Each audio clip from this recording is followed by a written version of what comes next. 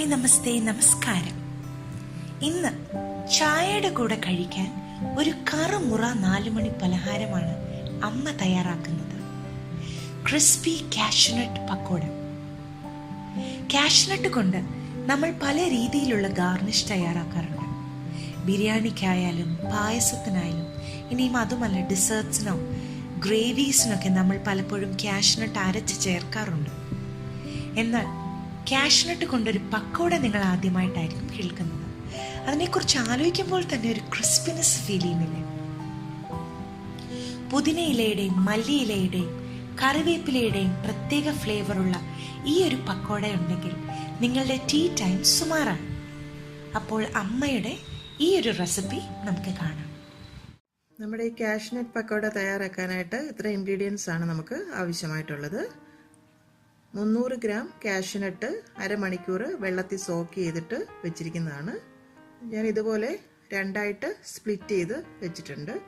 പിന്നെ നമുക്ക് വറക്കാനായിട്ട് ആവശ്യത്തിന് വെജിറ്റബിൾ ഓയിൽ, 1 കപ്പ് കടലമാവ്, 1/2 കപ്പ് ഉഴുന്നുപൊടി, 1/2 കപ്പ് അരിപ്പൊടി, 1/2 ടീസ്പൂൺ മഞ്ഞൾപ്പൊടി, 1/2 ടീസ്പൂൺ മുളക് പൊടി, കായത്തിൻ്റെ പൊടി 1/4 ടീസ്പൂൺ, മുഴുവനായിട്ടുള്ള മല്ലി ഒന്ന് ക്രഷ് ചെയ്ത് വെച്ചിട്ടുണ്ട് 1 ടീസ്പൂൺ, 1 ടേബിൾ സ്പൂൺ നെയ്യ്, ginger garlic paste 1 table spoon, ഉപ്പ് ആവശ്യത്തിന്, പെരിഞ്ജീരകത്തിൻ്റെ പൊടിയാണ് ഞാൻ എടുത്തിരിക്കുന്നത് 1 ടീസ്പൂൺ, സോഡാപ്പൊടി 2 നുള്ള്, 4 പച്ചമുളക് ചെറുതായിട്ട് അരിഞ്ഞു വെച്ചിട്ടുണ്ട്, 1 പിടി പുതിനയില ചെറുതായിട്ട് അരിഞ്ഞു വെച്ചിട്ടുണ്ട്, മല്ലിയില 1 പിടി അതും ചെറുതായിട്ട് ചോപ്പ് ചെയ്ത് വെച്ചിട്ടുണ്ട്, കറിവേപ്പില 5 തണ്ട് ചെറുതായിട്ട് ചോപ്പ് ചെയ്ത് വെച്ചിട്ടുണ്ട്. ഇത്രയും സാധനങ്ങളാണ് നമുക്കിതിന് ആവശ്യമായിട്ടുള്ളത്. ഇനി നമുക്കിത് എങ്ങനെ തയ്യാറാക്കുന്നത് നോക്കാം. ആദ്യം തന്നെ ഒരു സ്റ്റീലിന്റെ ബൗൾ ഞാൻ എടുത്തു വെച്ചു. അതിലേക്ക് നമ്മൾ എടുത്തു വെച്ചിരിക്കുന്ന ആ കടലമാവ് അങ്ങ് ചേർത്ത് കൊടുക്കാം. ആ അരിപ്പൊടി അതിലേക്ക് അങ്ങ് ഇട്ട് കൊടുത്തു. നമ്മുടെ ആ ഉഴുന്നിന്റെ ആ ഒരു പൊടിയും കൂടെ ഇതിലേക്ക് അങ്ങ് ചേർത്ത് കൊടുക്കണം. ആവശ്യത്തിന് ഉപ്പും കൂടെ നമ്മൾ ചേർത്ത് കൊടുത്തു. ആ സോഡാപ്പൊടിയും നമുക്ക് അതിലേക്ക് അങ്ങ് ചേർത്ത് കൊടുക്കാം. ഇനി കൈ കൊണ്ട് തന്നെ നല്ലവണ്ണം അതങ്ങ് ഇളക്കി യോജിപ്പിക്കണം. ആ സോഡാപ്പൊടിയും ഉപ്പും എല്ലാം ആ പൊടിക്കകത്തൊരു നല്ലവണ്ണം മിക്സ് ആയെന്ന് ഉറപ്പ് വരുത്തണം. ഇത് ശരിക്കും നമ്മൾ കൈ കൊണ്ട് യോജിപ്പിച്ചില്ല എന്നുണ്ടെങ്കിൽ ഈ പക്കോട ഉണ്ടാക്കുമ്പോൾ അതിൽ അവിടെ ഇവിടെ ആയിട്ട് നമുക്ക് ഉപ്പ് കടിക്കും. അതുകൊണ്ട് നല്ലവണ്ണം തന്നെ അത് മിക്സ് ചെയ്ത് ചേർക്കണം. ഇനി നമുക്ക് അതിലേക്ക് ആ കായത്തിൻ്റെ പൊടിയും കൂടെ അങ്ങ് ചേർത്ത് കൊടുക്കാം. മുളക് പൊടി എടുത്ത് വെച്ചിരുന്നത് ഇട്ട് കൊടുത്തു.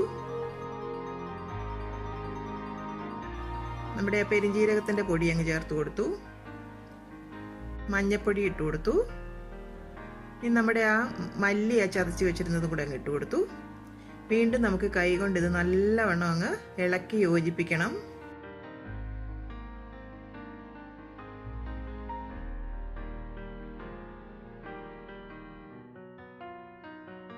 ഇനി നമുക്ക് അതിലേക്ക് ആ നെയ്യും കൂടെ അങ്ങ് ചേർത്ത് കൊടുക്കാം. കൈ കൊണ്ട് നല്ലവണ്ണം ഇളക്കി യോജിപ്പിക്കുക. അതിലേക്ക് നമ്മുടെ ആ ഉപ്പും ആ സ്പൈസസും ആ സോഡാപ്പൊടിയും എല്ലാം നല്ലവണ്ണം ആ പൊടിയിലേക്ക് എല്ലാ ഭാഗത്തോട്ടും മിക്സ് ആയെന്ന് ഉറപ്പ് വരുത്തുന്നിടം വരെ കൈ കൊണ്ട് നല്ലവണ്ണം അതങ്ങ് ഇളക്കി യോജിപ്പിക്കണം. ഉപ്പിടുമ്പോൾ ശ്രദ്ധിക്കണം, നമ്മൾ ഉപ്പൊട്ടും കൂടാൻ പാടില്ല. ഉപ്പ് കൂടിക്കഴിഞ്ഞ് കഴിഞ്ഞാൽ നമുക്ക് ആ ഒരു പക്കോടയ്ക്ക് നമുക്ക് ഒട്ടും പിന്നെ കഴിക്കാൻ പറ്റില്ല. ഉപ്പ് കുറവാണെങ്കിൽ നമുക്ക് പിന്നീട് ചേർത്ത് കൊടുക്കാം, കുഴപ്പമില്ല. വളരെ ശ്രദ്ധിച്ച് ഉപ്പിടുക. ഇനി ആ ജിഞ്ചർ ഗാർലിക് പേസ്റ്റും കൂടെ നമ്മൾ അതിലേക്ക് ചേർത്ത് കൊടുത്തു. നമ്മൾ ആ ചോപ്പ് ചെയ്ത് വെച്ചിരിക്കുന്ന പച്ചമുളക് ഉണ്ടല്ലോ, അതും കൂടെ ഇട്ട് നല്ലവണ്ണം കൈ കൊണ്ടങ്ങ് ഇളക്കി കൊടുക്കണം. പിന്നെ നമ്മുടെ ആ ഒരു മല്ലിയില, കറിവേപ്പില, പുതിന ചോപ്പ് ചെയ്ത് വെച്ചതും കൂടെ അതിലേക്ക് അങ്ങ് ചേർത്ത് കൊടുത്തു. കൈ കൊണ്ട് നല്ലവണ്ണം തന്നെ അതങ്ങ് മിക്സ് ആക്കി എടുക്കണം. ആ ഇലയും എല്ലാ പൊടികളും എല്ലാം നമുക്ക് ആ ഒരു മാവിലോട്ട് നല്ലവണ്ണം അങ്ങ് മിക്സ് ആകുന്ന ഉറപ്പ് വരുത്തണം. അതിലേക്ക് നമ്മൾ ആ സോക്ക് ചെയ്ത് വെച്ചിരിക്കുന്ന കാഷ്യൂനട്ട് അതിലേക്ക് അങ്ങ് ചേർത്ത് കൊടുത്തു. വീണ്ടും കൈ കൊണ്ട് ഇത് നല്ലവണ്ണം തന്നെ നമുക്ക് മിക്സ് ചെയ്ത് യോജിപ്പിക്കണം. ഇത് മിക്സ് ചെയ്യുമ്പോൾ ശരിക്കും ശ്രദ്ധിക്കണം, നല്ലവണ്ണം എല്ലാ ഭാഗത്തോട്ടും എല്ലാം മിക്സ് ആയി ഉറപ്പ് വരുത്തണം. അല്ലെങ്കിൽ നമ്മുടെ ആ ഒരു പൊടികളും എല്ലാം നമുക്ക് ചില ഭാഗത്ത് മാത്രം നമ്മൾ പക്കോട ഉണ്ടാക്കുമ്പോൾ ടേസ്റ്റ് കിട്ടുകയുള്ളൂ. അപ്പോൾ എല്ലാ ഭാഗത്തോട്ടും ഒരുപോലെ തന്നെ അത് മിക്സായി ഉറപ്പ് വരുത്തണം. അതിനുശേഷം വേണം നമ്മൾ വെള്ളം ചേർത്ത് കൊടുക്കാൻ. നെയ്യും എല്ലാം അതിലേക്ക് ഒരുപോലെ മിക്സ് ആക്കി എടുക്കണം. നെയ്യ് ഇങ്ങനെ ചേർത്ത് കൊടുക്കുമ്പോൾ നല്ലൊരു സ്വാദ് തന്നെ ഈ പക്കോടയ്ക്ക് കിട്ടും. ഇനി നമുക്ക് കുറേശ്ശെ കുറേശ്ശെയായിട്ട് വെള്ളം തളിച്ചു കൊടുത്ത് അതൊന്ന് മിക്സ് ചെയ്തെടുക്കണം. വെള്ളം കൂടി പോകാൻ പാടില്ല. വെള്ളം കൂടിക്കഴിഞ്ഞാൽ നമുക്കത് ശരിക്കും വറുത്തെടുക്കാൻ പറ്റില്ല. ജസ്റ്റ് ഒന്ന് നമുക്കിങ്ങനെ പിടിക്കുമ്പോൾ ഇങ്ങനെ നമുക്ക് പക്കോടയ്ക്കൊക്കെ നമ്മൾ ഇടാറുണ്ടല്ലോ, ഇങ്ങനെ നമ്മൾ എണ്ണയിലോട്ട് ഇങ്ങനെ തട്ടി തട്ടി ഇടുമ്പം നമുക്കൊരു കറക്റ്റ് ഒരു പരുവമായിരിക്കണം അതിൻ്റെ. കൂടുതൽ വെള്ളം ആയിക്കഴിഞ്ഞാൽ നമ്മൾ വിചാരിക്കുന്ന പോലെ നമുക്ക് ആ ഒരു ടെക്സ്ചറിൽ നമുക്ക് പക്കോട ഉണ്ടാക്കിയെടുക്കാൻ പറ്റില്ല.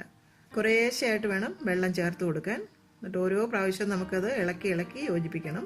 ആ ഒരു ബാറ്റർ ഒന്ന് നമ്മുടെ കയ്യിൽ ഒന്ന് ക്രംബിൾ ചെയ്ത് കിട്ടുന്ന ആ ഒരു പരുവത്തിന് വേണം നമ്മളത് മിക്സ് ചെയ്തെടുക്കാൻ. കുറേശ്ശെയായിട്ട് വീണ്ടും ഒന്ന് വെള്ളം തളിച്ചു കൊടുക്കുക. നല്ലവണ്ണം അങ്ങ് മിക്സ് ചെയ്ത് യോജിപ്പിക്കണം. വീണ്ടും കുറച്ച് വെള്ളം കൂടെ നമ്മൾ ചേർത്ത് കൊടുത്തു. വീണ്ടും അത് കൈകൊണ്ട് നല്ലവണ്ണം അങ്ങ് ഇളക്കി കൊടുക്കുക. ഇതിൻ്റെ പൊടിയൊക്കെ അടിയിൽ കിടക്കരുത്. കംപ്ലീറ്റ് ആയിട്ട് നമുക്കത് മിക്സാക്കി എടുക്കണം. അല്ല, അടിയിലോട്ടൊക്കെ അതിൻ്റെ ആ ഒരു പൊടി മിക്സ് ആകാതെ കിടപ്പുണ്ട്. അപ്പോൾ അടിയിലോട്ട് നല്ലവണ്ണം അത് ഇളക്കി തന്നെ മിക്സ് ആക്കണം. എന്നിട്ട് വേണമെങ്കിൽ മാത്രമേ നമ്മൾ വെള്ളം വീണ്ടും ചേർത്ത് കൊടുക്കാവൂ. ആദ്യം തന്നെ മുഴുവൻ വെള്ളവും നമ്മൾ ഒഴിച്ചിട്ട് അത് മിക്സ് ചെയ്യാൻ നോക്കിക്കഴിഞ്ഞാൽ ചിലപ്പം വെള്ളം കൂടുതലായി പോവും.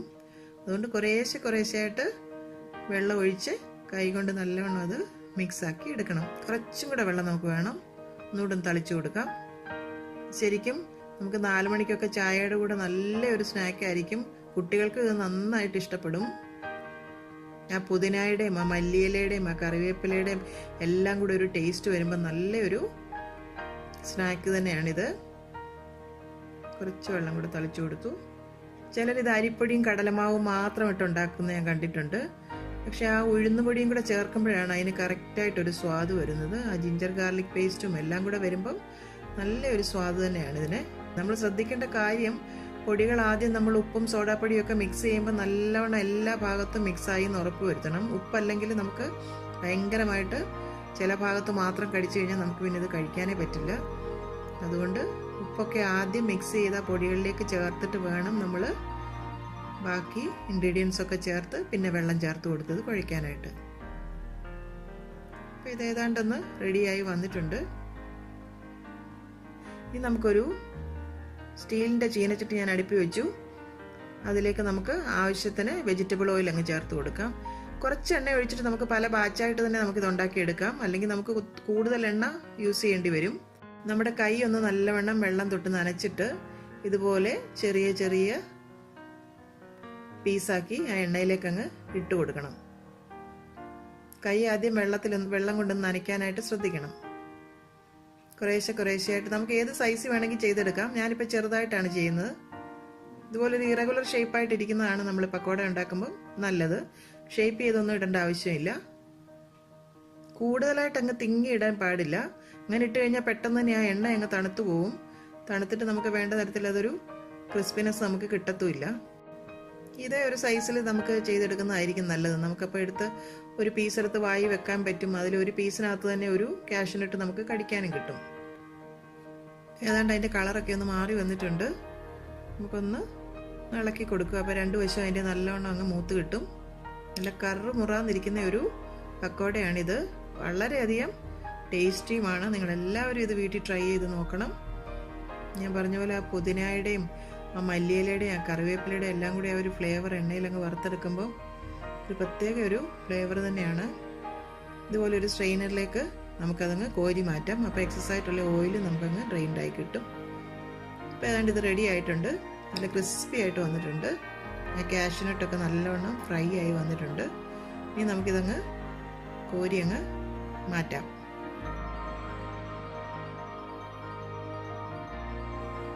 ഇനി നമുക്ക് അടുത്ത ഒരു ബാച്ചും കൂടി ഇതുപോലെ അങ്ങ് ഫ്രൈ ചെയ്തെടുക്കാം. വീണ്ടും ഇതുപോലെ തന്നെ നമ്മുടെ കൈ ഒന്ന് നനച്ചതിന് ശേഷം ഇതുപോലെ ഒരു വലിയൊരു പീസ് ബാറ്റർ നമ്മുടെ കയ്യിലെടുത്തിട്ട് കുറേശ്ശെയായിട്ട് എണ്ണയിലോട്ടങ്ങ് തട്ടിയിട്ട് കൊടുക്കണം. തീ എപ്പോഴും ഒരു മീഡിയം ഫ്ലെയിമിൽ വെച്ച് ചെയ്യാൻ ശ്രദ്ധിക്കണം. അല്ലെങ്കിൽ ചിലപ്പോൾ പെട്ടെന്ന് അങ്ങ് കരിഞ്ഞു പോകും. ഞാൻ പറഞ്ഞ പോലെ ഇതിപ്പോൾ ഏതാണ്ട് റെഡി ആയിട്ടുണ്ട്. ഇത് നമുക്കങ്ങ് സ്ട്രെയിനറിലേക്ക് അങ്ങ് കോരി മാറ്റാം.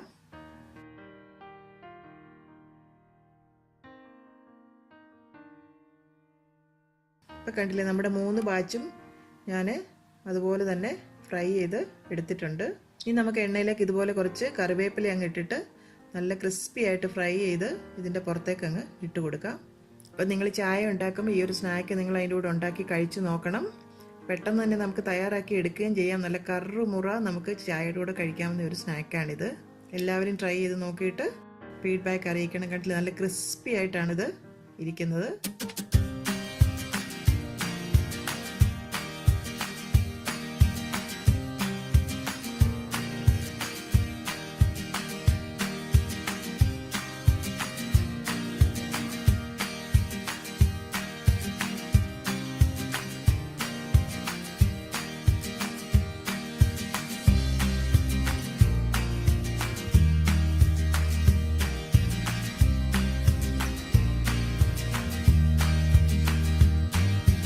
അമ്മയുടെ ഇന്നത്തെ റെസിപ്പി നിങ്ങൾക്ക് ഇഷ്ടമായെങ്കിൽ ഈ വീഡിയോ നിങ്ങൾ തീർച്ചയായും ലൈക്ക് ചെയ്ത് ഷെയർ ചെയ്യണം. ഒപ്പം തന്നെ കറി വിത്ത് അമ്മ സബ്സ്ക്രൈബ് ചെയ്യാനും ബെൽ ഐക്കൺ ക്ലിക്ക് ചെയ്യാനും മറക്കരുത്. പെട്ടെന്ന് തന്നെ ഞാനും അമ്മയും മറ്റൊരു റെസിപ്പിയുമായി എത്തും. അതുവരേക്കും നന്ദി, ഗുഡ് ബൈ.